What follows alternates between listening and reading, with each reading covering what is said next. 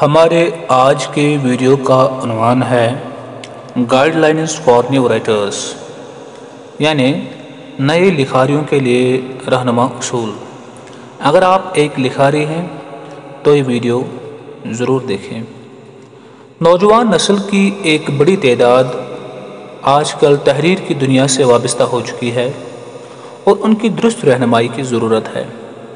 میرے پاس بھی وقتاً فوقتاً ایسے درجنوں طلباء آتے رہتے ہیں جن کی خواہش ہے کہ وہ اچھے اور کامیاب لکھاری بنیں، اور اس کے لیے جس جہد مسلسل کی ضرورت ہے وہ اس کے لیے بھی آمادہ و تیار ہیں۔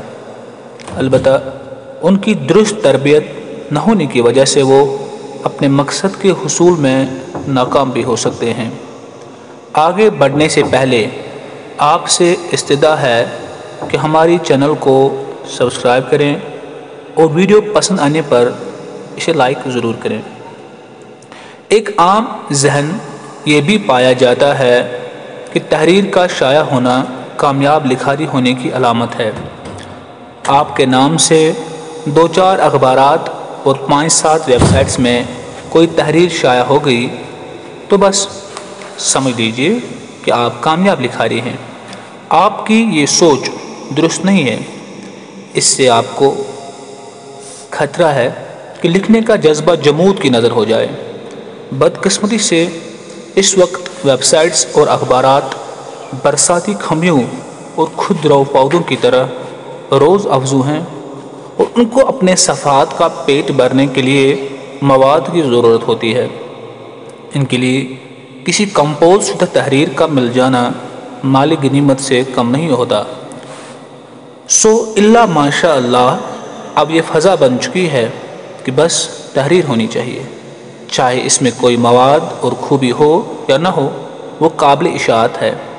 ایسے درجنوں لکھاری میرے علم میں ہیں جنہوں نے اپنی تحریروں کی اشاعت کو اپنی کامیابی کی دلیل سمجھ لیا، اور اب وہ محنت کرنے کی کوئی ضرورت محسوس نہیں کرتے، بس گوگل، ویکیپیڈیا اور دیگر ویب سائٹ سے مواد حاصل کرتے ہیں اور روزانہ کی بنیاد پر تحریر سازی میں مصروف ہیں، اور اپنی تحریروں کی اشاعت پر پھولے نہیں سماتے۔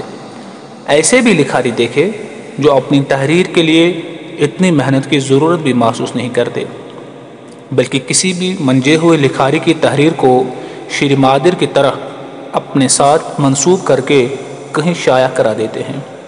بلا شبہ یہ خود فریبی ہے اور اس سے اپنا ہی نقصان ہے۔ اس لیے نوآموز لکھاری، یعنی جنہوں نے ابھی لکھنا شروع کیا ہو، یہ بات یاد رکھیں کہ ان کا کام محنت کرنا ہے۔ اشاعت و عدم اشاعت ان کا مسئلہ ہی نہیں۔ تحریر شائع ہو گئی تو بہت اچھا، ورنہ کوئی بات نہیں۔ آپ کا کام تھا محنت کرنا، سو آپ نے کر لی، نتیجے کہ آپ مکلف نہیں ہیں۔ اپنے تجربات کی روشنی میں ہم نے ویڈیو آپ تک محض اس لیے پہنچا رہے ہیں تاکہ آپ کی تحریر کے رد ہونے کی بنیادی اور عمومی وجوہات آپ کو معلوم ہو جائیں۔ نوآموز لکھاری اس ویڈیو کے ذریعے اپنی تحریر کے رد ہونے کی وجہ تلاش کر کے اس کا تدراک کر سکتے ہیں۔ کسی کتاب کا اقتباس تھا، حوالہ نہیں دیا، یہ خیانت ہے۔ جس کتاب سے کوئی تحریر لیں اس کا حوالہ کم از کم کتاب کا نام ضرور آخر میں قلم بند کیا کریں۔ کسی اور کی تحریر اپنے نام سے بیچ دی، یہ علمی سرقہ اور بددیانتی اور جھوٹ بھی ہے کہ ایک چیز آپ کی نہیں اور آپ کا دعویٰ ہے کہ وہ میری ہے۔ ایسے لکھاری کا پول کھلتا ہے تو بدنامی تو ہوتی ہی ہے، اس کے ساتھ ساتھ اکثر ادارے ایسے لوگوں کو بلیک لسٹ بھی کر دیتے ہیں، جو ایک مستقل محرومی ہے۔ جس اخبار یا رسالے اور ویب سائٹ کو تحریر بھیجی، اس کی پالیسی جاننے کی کوشش کی، نہ ہی شائع ہونے والی تحریر سے اس کا اندازہ لگایا۔ کئی لکھاری دوست میلنگ لسٹس بناتے اور ہر لسٹ میں درج ہر ادارے کو بھیجتے ہیں۔ ایسی تحریروں کے ضائع ہونے کے چانسز ہونے سے زیادہ ہوتے ہیں۔ اسی زمرے میں یہ بھی آتا ہے کہ مثلاً سیاسی اخبار کو اصلاحی مضمون بھیج دیا، یا کرکٹ اور صحت کے حوالے سے کالم جمعہ ایڈیشن کو بھیج دیا، موقع محل کے خلاف لکھا، مثلاً رجب کے مہینے میں رمضان کا تذکرہ وغیرہ۔ تحریر کے ضائع ہونے کی ایک وجہ یہ بھی ہوتی ہے کہ جس سیکشن یا پیج کے لیے تحریر لکھی میل میں اس کا حوالہ دیا اور نہ ہی تحریر کے شروع میں اس کی صراحت کی، مثلا ادارتی صفحہ، اسلامی صفحہ وغیرہ۔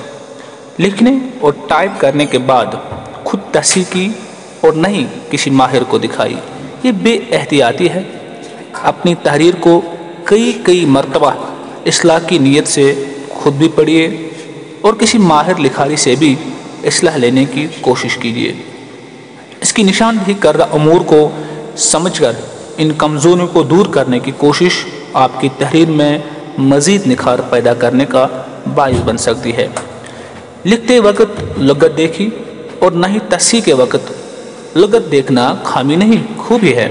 یہ آپ کی علمی و قلمی مہارت کے بھی خلاف نہیں۔ بڑے لکھاریوں کی میزیں لغات سے بھری رہتی ہے، اس لیے لغت کو ہمیشہ ساتھ رکھا کیجیے۔ اسی طرح یہ بھی تحریر کے رد ہونے کی وجہ بن سکتی ہے کہ تحریر کسی اجنبی فارمیٹ میں ٹائپ کی جو عام طور پر مستعمل نہیں۔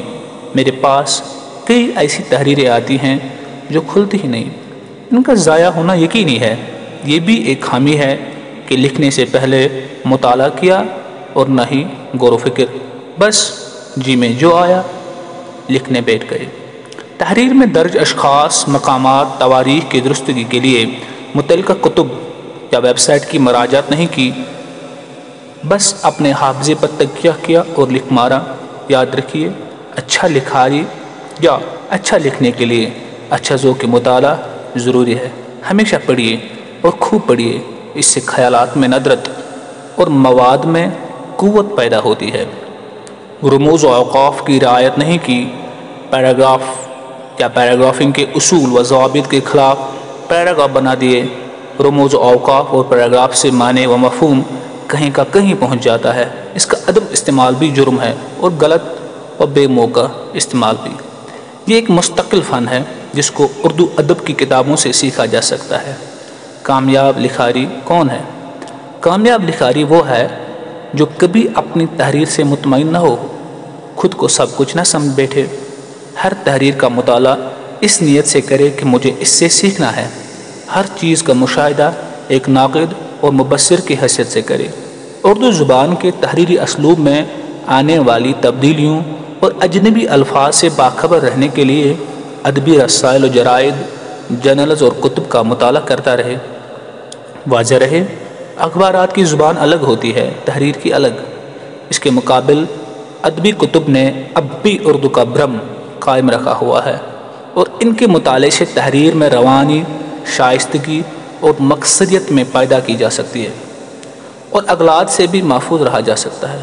آخری بات یہ کہ تحریر آہستہ تیار ہونے والی ڈش ہے، جلد بازی سے جس کا مزہ کرکرا ہو جاتا ہے۔ سبق رفتار لکھاریوں کو ہمارا مشورہ ہے، مقدار کے بجائے معیار کو مد نظر رکھا کریں۔ کم لکھیں مگر اچھا اور بامقصد لکھیں۔ ٹیپو سلطان شہید رحمۃ اللہ علیہ نے کہا تھا، شیر کی ایک دن کی زندگی گیدڑ کی 100 سالہ زندگی سے بہتر ہے۔ بینہ محنت شاقہ سے ہفتوں میں تیار ہونے والی ایک اچھی اور معیاری تحریر دنوں اور گھنٹوں میں وجود میں آنے والی سینکڑوں تحریروں سے بہتر ہے۔ جزاک اللہ خیرا۔